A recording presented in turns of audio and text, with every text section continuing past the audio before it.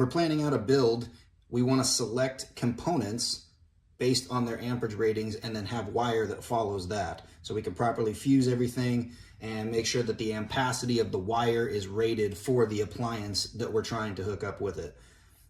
So when we're looking at wire, current travels through wiring only on the outside diameter of that strand.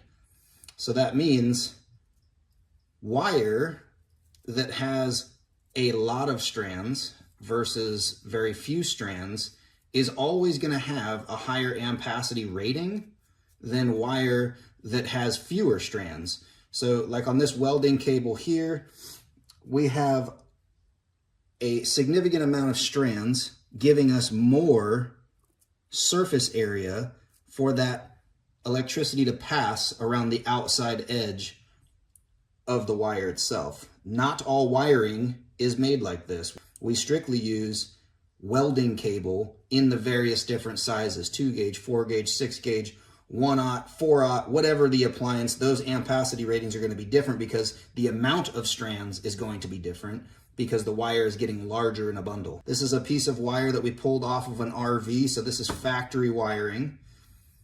And you can look as you separate these strands, the strands are much thicker for the same gauge wire. So here we have 4 gauge, and then the black one we also have a piece of 4 gauge from an RV.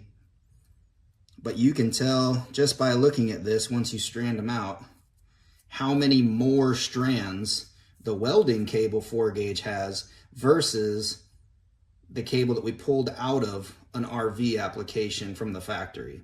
So they may be both 4 gauge wire. You have the same 4 gauge wire, but the ampacities are going to be significantly different.